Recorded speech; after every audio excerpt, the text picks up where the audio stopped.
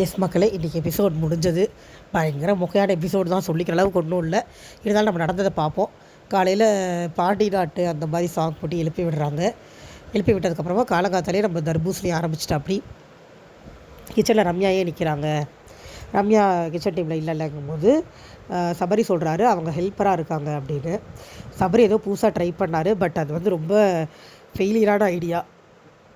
உருப்படியாக ட்ரை பண்ணியிருக்கலாம். என்டர்டெயின்மெண்ட்டுக்கு 4 பேரை போட்டார். அவங்க 4 பேர் எதுவுமே பண்ணுற மாதிரி தெரில. ஹெல்ப்பர்னார் அதையும் நான் ஸ்ட்ராங்காக சொல்லலை. இதில் தர்பூசணி என்ன சொல்கிறாருன்னா, புதுசாக போடலாம்லையே பழைய ஆளுங்களையே போட்டிருக்கேன்னு கேட்குறாரு. அது கரெக்டு தான். ஏன்னா கனியை சாட்ராவை திருப்பி கொண்டாந்து இதில் போட்டது நம்மளுக்குமே போர் அடிக்குது. புதுசாக யாரையாவது போட்டு பார்த்தா தான் நல்லாயிருக்கும் இல்லையா? ஸோ டாஸ்கில் அதை மாற்றி விட்டாங்க. இவர் இவ்வளோ போராடி எல்லாம் வேஸ்ட். ஆக்சுவலாக இந்த வாக்குவாதம் ஒன்று போகுது. இதில் பார்வதி வந்து ஊடையில் வந்து என்னென்னு கேட்டு தெரிஞ்சு மட்டும் வச்சுக்கிறாங்க. அதுக்கப்புறமா இந்த வெளியில் ராஜாங்கம் டாஸ்க் ரெடி பண்ணுறதுக்காக எல்லாரையும் பிடிச்சி சூப்பர் டீலக்ஸ் ரூமில் போட்டு அடைச்சிட்டாங்க. கிட்டத்தட்ட 2 மணி நேரம் விளையாண்டுக்கிட்டு தான் இருந்தாங்க. பாட்டு பாடிட்டு டான்ஸ் ஆடிக்கிட்டு டம்சரட்ஸ் விளையாண்டுக்கிட்டு ஜாலியாக விளையாண்டுக்கிட்டு இருந்தாங்க. அதுக்கப்புறம் தான் நம்ம கடைசியாக அந்த 1 ஹவர் எபிசோடில் பார்த்த அந்த ஃபேஸ் ரியாக்ஷன்ஸ் டாஸ்க் வந்தது.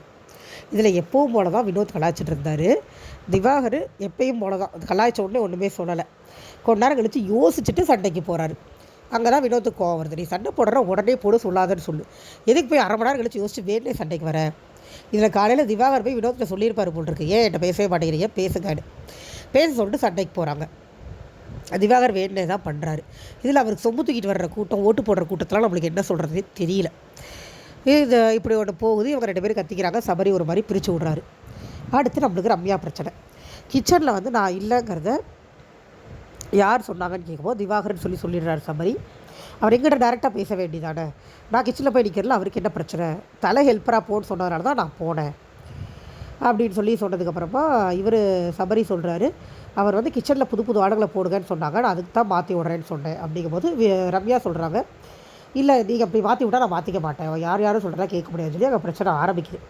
இதை காலையிலேயே வந்து இன்னொரு சம்பவம் நடந்துச்சு, அதை சொல்ல மாட்டுட்டேன். அந்த தர்பீஸ் காலையில் கேட்டப்போ ரம்யா அங்கே இல்லை. அப்புறம் ரம்யா வியானா சுபிக்ஷா உட்காந்து பேசிகிட்டு இருக்கும்போது சுபிக்ஷா சொல்லிடுறாங்க, இந்த மாதிரி தர்பீஸ் தான் வந்து நீங்கள் கிச்சனில் நிற்கிறத பிரச்சனைன்னு சொன்னார் அப்படின்னு சொல்லிட்டு. அப்பயே ரம்யாவை வந்து வியானா பயங்கரமாக ஏற்றி விட்டாங்க. நீங்கள் போய் கேளுங்க, சண்டை போடுங்க அப்படின்னு. வியானா கொஞ்ச நாள் இந்த வேலையை தான் பார்க்குறாங்க. யாரையாவது ஒருத்தர் இன்னொருத்தவங்களுக்கு எதிராக ஏவி விட்டுட்டு அவங்க குளிர் காய்ச்சிக்கிட்டு இருக்காங்க. ரொம்ப கேவலமாக டர்ட்டியாக அசிங்கமாக இருக்குது அவங்க கேம் பிளே. பார்க்க அழகாக இருக்காங்கன்றதுக்காக தான் அவங்களுக்கு ஓட்டு விழுக்குதா என்னன்னே தெரியல. ஆனால் கேம் பிளே சுத்தம் மோசம்.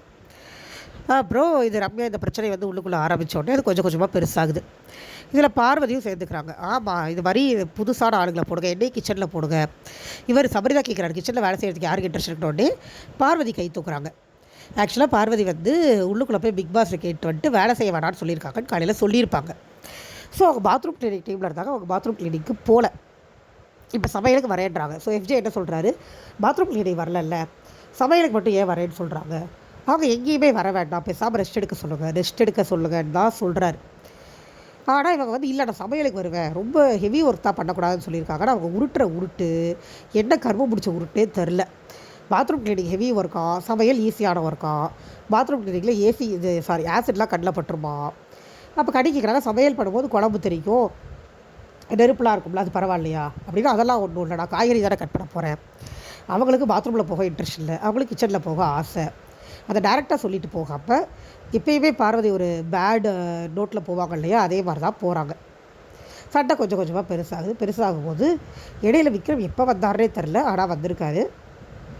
வந்துட்டு ஏதோ ஒன்று சொல்கிறாரு, இந்த மாதிரி அவங்க பாத்ரூம்லேயே ஒர்க் பண்ணல. அவர் சிம்பிளாக ஒரே கேள்வி தான் எப்போவும் போல, பாத்ரூம்லேயே ஒர்க் பண்ண மாட்டேங்கிறீங்க, ஏன் கிச்சனுக்கு போகிறேன்றீங்கன்னு கேட்டோடனே இவர் கமருதீன் வந்து அதை பற்றி உனக்கு என்ன, நாங்கள் என்ன வேணாலும் பண்ணுவோம் அப்படின்னு கமருதீனை பார்வதியை ஆரம்பிக்க, இதில் கமருதீன் பார்வதி 2 பேரும் சேர்ந்து நல்லா வளர்த்துருக்காங்க, உன்னைய நல்ல பண்பாக வளர்த்துருக்காங்க அப்படின்னு இப்போவும் போல் வளர்ப்பை பற்றி பேசுகிறாங்க.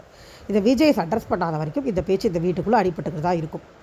இதில் பார்வதி என்ன பண்ணுறாங்க, கமருதீனை நல்லா ஏற்றி விட்டுட்டு அவங்க பின்னாடி அமைதியாக உட்காந்துக்கிறாங்க. ஏன்னா மேடம் கண்ணு வலி இருக்குது இல்லையா, அவங்க தான் ஆள் வச்சுருக்காங்களே, அவங்களோட அடிமை வந்து பேசிப்பாங்கன்னு சொல்லி விட்டுட்டாங்க.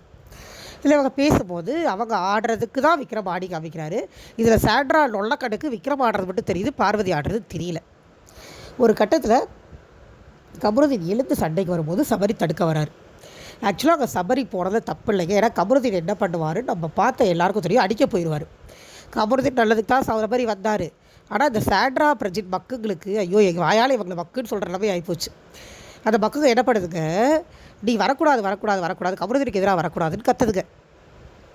அவ்வளோ நேரம் பார்வதி இவங்க சார்ஜ் பண்ணும்போது நீ சும்மா தானே இருந்த, ஒரு பொண்ணை எல்லோரும் சார்ஜ் பண்ணுறீங்க, ஏங்க அந்த அம்மா வாயை மூடிக்கிட்டு இருக்குதா, அந்த அம்மா வளர் பற்றி பேசும்போதெல்லாம் சாண்ட்ராக் பிரச்சனைக்கு காது கேட்கலையா, அவங்க 2 பேரும் முடிவு பண்ணிட்டாங்க பார்வதிக்கு சப்போர்ட் பண்ணணுன்னு. ஸோ கண்மூடித்தனமாக சப்போர்ட் பண்ணி சபரிகிட்ட கத்துறதா நம்மளால் பார்க்க முடிஞ்சது. சபரி ஒரு கட்டத்தில் ரொம்ப டென்ஷன் ஆகி போய் இது நடுவில் கமருதீன் விக்ரம்கிட்ட சாரி கேட்டார். ஆனால் சொல்லவே கூடாது, சொல்லிட்டு சாரி கேட்குறது என்னென்ன எனக்கு தெரியல. விக்ரம் இண்டிவிஜுவலாக இதை விளையாண்டாருன்னா நல்லாயிருக்கும், சுபிக்ஷா வியானாவோட சேராமல். ஏன்னா விக்ரம் இண்டிவிஜுவலாக அவங்களை எதிர்க்கிற வரைக்கும் ஓகே, ஏன்னா யாருமே அவங்களை கேள்வி கேட்குறதுக்கு இல்லை, யாராவது கேட்கணும். ஸோ அவர் கேட்குறாரு, கரெக்டான வாய்ஸில் கேட்குறாரு, கேட்க நல்லா தான் இருக்குது. கேட்க ஆரம்பித்த திவ்யாலாம் திருப்பி போய் அந்த கும்பல்லே விழுந்துட்டாங்க. பட் விக்ரம் கேட்குறது நல்லா இருக்குது. விக்ரம்னு பார்வதி கத்துறாங்க. அது ஏன் சாண்ட்ரா பிரச்சனைக்கு அதில் விழவே இல்லைன்னு எனக்கு தெரியல. ஏன் அவங்க இவர் சபரி வரும்போது மட்டும் சண்டைக்கு வந்தாங்க 2 பேரும் அப்படிங்கிறது எனக்கு புரியவே இல்லை.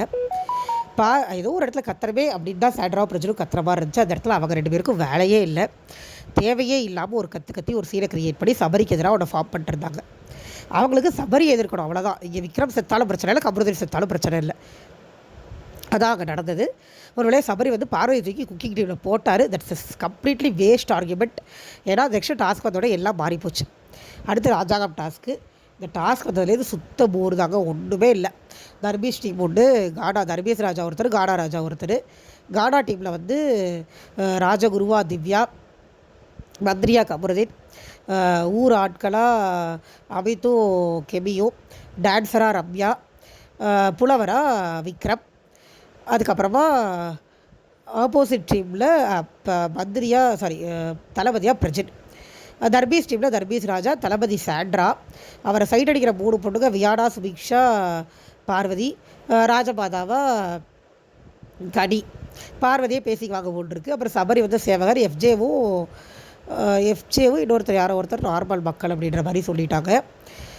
ஒன்றுமே இல்லைங்க, மொக்கையாக போச்சு. எல்லாம் ரெடியாகி போய் உட்காந்தாங்க. இவங்க ஒரு ஆக்ஷன் பண்ணாங்க, அவங்க ஒரு பாட்டு பாடினாங்க. அப்புறம் பயங்கர மொக்கையாக போய்கிட்டு இருக்குது. பொழுது போட சொல்லி பிக் பாஸே ஒரு டாஸ்க்கை கொடுத்து விட்டார். இவங்க சவுண்டில் கண்டுபிடிக்கணும், காடா டீம். அவங்க ஆக்ஷனில் கண்டுபிடிக்கணும். சவுண்டில் கண்டுபிடிக்கிறது தான் ரொம்ப கஷ்டம். ஸோ காடா டீம் ஒரு பாயிண்டில் தோற்றுறாங்க, அப்படி ரொம்பலாம் தோக்கலை, ஒரு பாயிண்டில் தோற்றுறாங்க. ஆக்ஷன் டீமில் நல்லா தான் கண்டுபிடிச்சாங்க. இதில் விக்ரம் நடிச்சுட்டு ஓசை எழுப்பிட்டு போகிறாரு. உடனே பார்வதி சண்டைக்கு வந்துருச்சு எதிர் டீம்லேருந்து எழுந்து. அது ஒரு கேவலமான கேரக்டருங்க, அது கண்ணில் அடிபட்டுருக்குங்கிறதுக்காக அது சப்போர்ட் பண்ணாதீங்க. சீரியஸாக அந்த பொம்பளை பண்ணுறதுக்குலாம் ஏதாவது ஒரு காரணத்தை கண்டுபிடிக்கக்கூடாது சப்போர்ட் பண்ணுறதுக்கு. விக்ரம் நடிச்சுட்டு போகிறாரு. உடனே எழுந்து இது கூட பண்ண முடியலையா, அவங்களுக்கு இது கூட வரல, அப்படி இப்படின்னு சொல்லி அவ்வளோ அசிங்கமாக ஒரு வாக்கிங் பண்ணுது. அப்புறம் சபரி எழுந்து அதை கண்ட்ரோல் பண்ணுறாரு, இப்படி பண்ணக்கூடாது. ஏன்னா இங்கே எல்லாம் ஒருத்தர் நடிக்கும் போது ஒருத்தர் டிஸ்டர்ப் பண்ணாதீங்க அப்படிங்கிற மாதிரி சபரி வேலை விரட்டு அதை எடுத்து சொல்ல வேண்டியதாக இருக்குது. அதுக்கப்புறம் தான் அந்த பொம்பளை கம்முன்னு உட்காருது. அவங்க பேசுகிற இவங்களும் பேசத்தானே செய்வாங்க. இதில் அவங்க கண்டதையும் சொல்லி நடித்தாங்க. அப்போல்லாம் இவங்க ஒன்றுமே சொல்லலை. ஆனால் இவங்க பாட்டு பாடும்போது அதுக்கு ஒரு வார்த்தைக்கு அஃபண்டாகி உயிரை வாங்கிட்டு இருந்துச்சுங்க. இதில் என்னென்னா, கேமை நடக்க விடாமல் சொதப்புறது பார்வதி தான், மாற்று கருத்தில்லை. எல்லாரையும் மார்க் பண்ணுறது, எல்லாரையும் அசிங்கமாக பேசுகிறது. இப்போயும் சொன்னாங்க பாடப்பத்திரம் ஓடாகின்னு. எதுக்கு அப்படி சொல்லணும் விக்ரமை பார்த்து? அவங்க ஒருத்தவங்களை மார்க் பண்ணுறாங்க, பட்ட பேர் வைக்கிறாங்க. அதெல்லாம் சாண்ட்ரா, பிரஜித், திவ்யா கண்ணுக்கு தெரியவே இல்லையா? அன்புக்காக எதிர்க்கிறது மட்டும்தான் தெரியுதா? விக்ரம் எதிர்க்கிறது மட்டும்தான் தெரியுதா? எனக்கு விக்ரம் சாண்ட்ரா விஷயத்தில் சொல்கிறதுல விருப்பமே இல்லை. அதையும் நான் இங்கே சொல்கிறேன். ஏன்னா நடுவில் ஒரு இடத்துல சொல்லியிருப்பார். பிரஜெண்ட்டு கேட்பார், இந்த மாதிரிலாம் சீக்ரெட் டாஸ்க் இருக்கா, அழுக விடலான்னு பிளான் இருக்கா, அழுகலாம் மாட்டேன், அடிச்சிருவேன், சதைச்சிருவேன் அப்படின்னு. அவர் தப்பு. இன்னுமே அவர் அதை பிரஜெண்ட் சாண்ட்ரா தப்பாகவே பார்த்துட்ருக்காரு. எனக்கு அது பிடிக்கல விக்ரம் கிட்ட. ஆனால் பார்வதிக்கு எதிராக விக்ரம் பண்ணுறது கரெக்டு தானே. யார் தான் அந்த பொம்பளை கேள்வி கேட்பாங்க? அந்த பொம்பளை பண்ணுறது எல்லாமே வீண்வாதம், விதண்டாவாதம். விக்ரம்னு சொன்னால் எவ்வளோ கோபம் வரும். அது பார்வதியை பார்த்து யாராவது குருட்டு பார்வதி, கண்டு வைக்கிற பார்வதின்னு சொன்னால் அவங்களுக்கு எப்படி இருக்கும்? நேற்று வினோத் சொன்ன ஒரு வார்த்தைக்கு அவ்வளோ சண்டைக்கு போனாங்க. அந்த பிள்ளைக்கு பார்வையில் பாருங்கிறேன்னு சொன்னதுக்கு அவ்வளோ சண்டை. இப்போ இன்றைக்கி இவங்க விக்ரம் சொல்கிறாங்களே, இவங்களுக்கு என்ன தைரியம் தெரியுமா? பார்வதிக்கு வீக்கெண்டில் அவர் கேட்க மாட்டார், அவர் எதையுமே கேட்க மாட்டார்.